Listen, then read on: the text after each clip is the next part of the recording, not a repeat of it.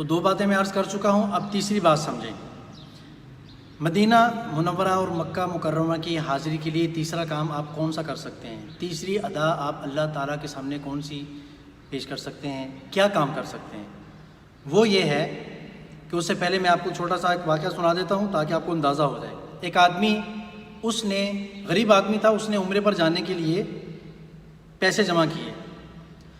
جب کافی سارے پیسے جمع ہو گئے، جیسے جیسے وقت قریب آتا گیا تو اس کے دل میں شوق اور جذبہ بہت زیادہ بڑھتا گیا۔ بالکل جب دن قریب آئے تو ان دنوں میں اچانک کسی آدمی کے ساتھ اس کی کشتی ہوئی، اور اس کشتی میں یہ طے پایا، دنگل میں جیسے کشتی ہوتی نا، وہ اس میں طے یہ پایا کہ جو آدمی جیتے گا اس کو اتنا انعام ملے گا۔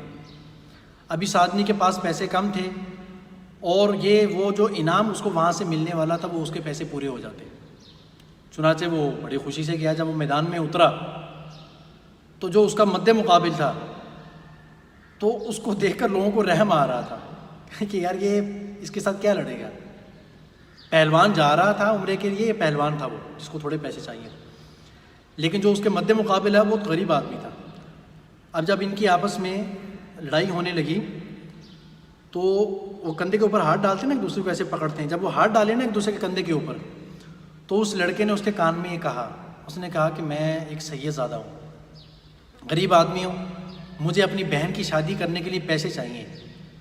آپ کو بھی معلوم ہے کہ آپ ایک الٹے ہاتھ کی چماٹ دیں گے نا تو میں دوسری دفعہ سانس بھی شاید نہ لوں، لیکن میں صرف جو یہاں آیا ہوں نا ان پیسوں کی وجہ سے آیا ہوں کہ شاید مجھے یہاں سے کچھ پیسے مل جائیں۔ اگر آپ میرا یہ کام کر دیں گے میں آپ کے لیے دعا دے دوں گا، اللہ آپ کا بھلا کر دے گا۔ بس وہ پہلوان نے اس کی بات سن لی، اس کے دل پہ لگ گئی۔ تو اس کے بعد جب لڑائی شروع ہوئی ہے تو اس نے اس کو گرایا، اور وہ سید زادہ اس کے اوپر چڑھ کے بیٹھ گیا، جیت گیا، پیسے اس کو مل گئے، شادی ہو گئی، بہت خوش ہوا، خدا جانے کیا کیا دعائیں دی ہوں گی، سید زادہ تھا پھر تو۔ لیکن جب وہ عمل ہو گیا، وہ حج تھا یا عمرہ تھا، تو اس کے بعد کچھ لوگ واپس آئے تو آ کر اس سے ملے، اسی آدمی سے، تو آ کر کہنے لگے یار مبارک ہو یار، ہم تو سوچ رہے تھے کہ آپ کیسے جاؤ گے حج عمرے پہ، لیکن کمال ہو گیا آپ بھی پہنچ گئے۔ وہ کہنے لگا ہے میں تو نہیں گیا تھا، میں تو یہیں تھا، میرے پاس تو پیسے نہیں تھے، وہ جو پیسے مقابلے میں جیتنے تھے وہ تو آپ کو پتہ میں ہار گیا تھا، اور جو پہلے جمع کر کے رکھے تھے وہ بھی میں نے کسی کو دے دیے تھے، تو میں تو نہیں گیا۔ انہوں نے کہا نہیں بھائی، ہماری ملاقات ہوئی آپ سے، ہم ملے ہیں، ہم نے آپ کو مقام ابراہیم پہ دیکھا ہے، خانہ کعبہ پہ دیکھا ہے، مسجد نبی پہ دیکھا ہے، ہم نے آپ کو جگہ جگہ دیکھا ہے آپ کو۔ اب وہ حیران، چنانچہ علماء سے بات ہوئی تو علماء نے اس کی دو وجہ بتائیں، دو تعبیرات انہوں نے بتائیں۔ انہوں نے کہا کہ اس کی دو تعبیرات کی جا سکتی ہیں۔ نمبر ایک، پہلی تعبیر اس کی یہ کی جا سکتی ہے کہ اس بندے کو حج اور عمرے کا، یا جو وہ عمل کرنا چاہ رہا تھا اس وقت میں، اس کا ثواب اس کو مل گیا، بغیر عمل کیے ہوئے، بغیر مشقت کیے ہوئے اس کو اللہ نے ثواب دے دیا۔ دوسری تعبیر اس کی یہ کی جا سکتی ہے کہ اللہ تعالیٰ نے اس کی شکل میں کسی کو بھیج دیا ہو، کسی انسان کو بھیج دیا ہو، یا کسی جن کو بھیج دیا ہو، کسی فرشتے کو۔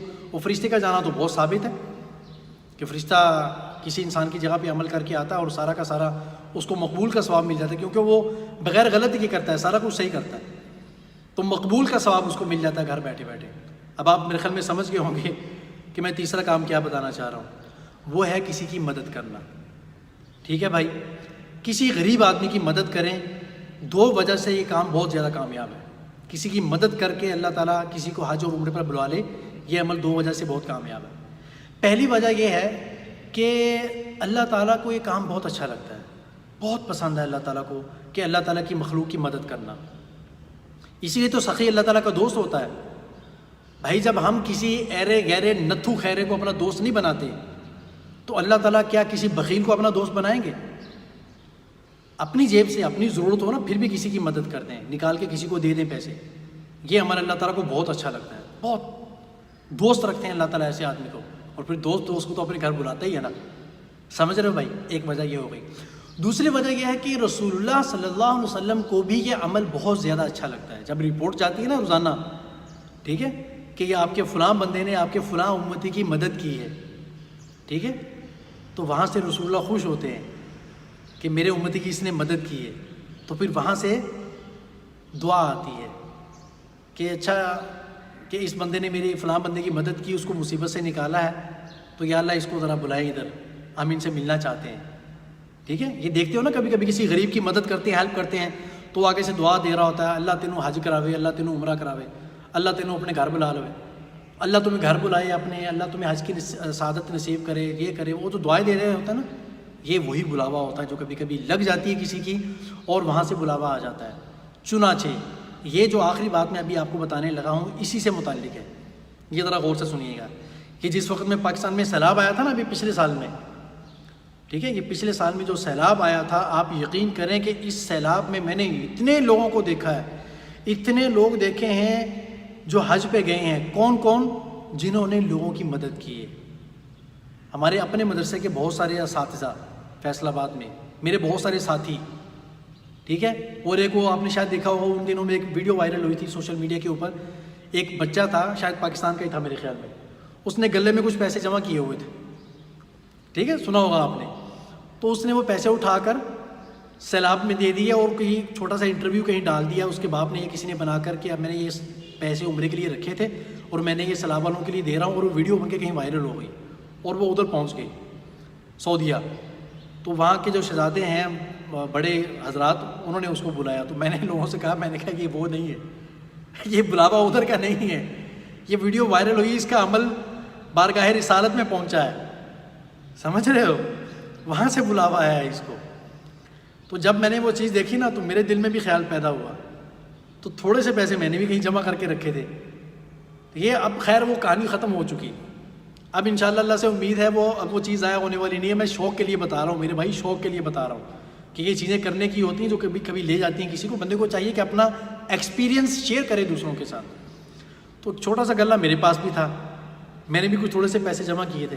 میں نے اپنے کسی استاد کو فون کیا, ان کو میں نے کہا کہ جی میں نے تھوڑے سے پیسے جمع کیے ہیں, آپ سیلاب والوں کی مدد کر رہے ہیں, تو مجھے آپ پر اعتبار خوب ہے, کیونکہ میں اپنی آنکھوں سے اپنے علاقے میں ادھر ادھر دیکھ رہا تھا کہ لوگ کیسے اپنے گھروں کو پہلے بھر رہے تھے اور غریبوں کو کیا پہنچا رہے تھے, وہ ہم دیکھ رہے تھے سارا کچھ.